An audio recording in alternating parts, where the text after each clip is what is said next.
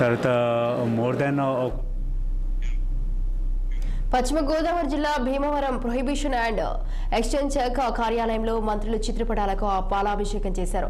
జిల్లా exchange assistant commissioner K Nagaprabhu Kumar ఆధ్వర్యంలో CM Nara Chandrababu Naidu, deputy CM Konidela Pawan Kalyan, రాష్ట్ర ఎక్సైజ్ శాఖ మంత్రి కొల్లి రవీంద్ర చిత్రపటాలకు డిపార్ట్మెంట్లోని అధికారులు, సిబ్బంది పాలాభిషేకం చేశారు. వారు మాట్లాడుతూ గత ప్రభుత్వంలో యూనియన్లకు సిబ్బందిని సంప్రదించకుండానే తీసుకున్న చీకటి నిర్ణయాల వల్ల డిపార్ట్మెంట్ రెండు ముక్కలుగా విడిపోయిందని అన్నారు.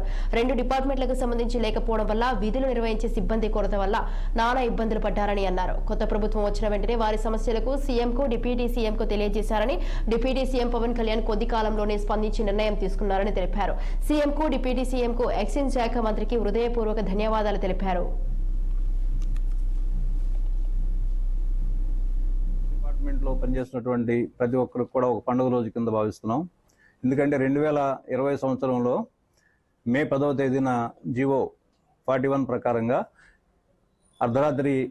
రాత్రికి రాత్రి ప్రభుత్వ ఎవరితోటి కూడా స్టేక్ హోల్డర్స్ తోటి చర్చించకుండా, అలాగే మా అసోసియేషన్ తోటి కూడా ఎటువంటి సంప్రదింపులు లేకుండా డిపార్ట్మెంట్ని అప్పుడు ప్రభుత్వం ఏకపక్షంగా ఎస్సీబీ కింద విడగొట్టింది, ఎక్సైజ్ ఎస్సీబీ కింద.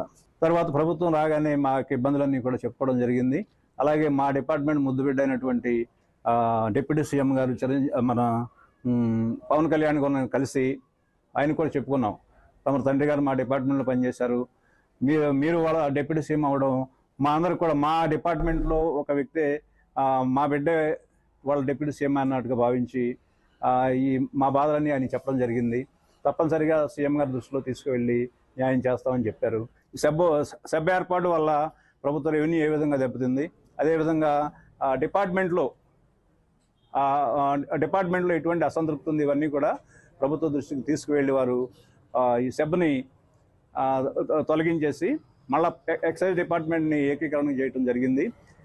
ఈ సందర్భంగా మేము ఈ భీమవరం ఎక్సైజ్ యూనిట్ అందరం కూడా కలిసి ఈరోజు ముఖ్యమంత్రి గారికి, అలాగే డిప్యూటీ సీఎం గారికి, ఎక్సైజ్ శాఖ మంత్రి గారికి పాలాభిషేకం చేస్తూ డిపార్ట్మెంట్లో పనిచేస్తున్న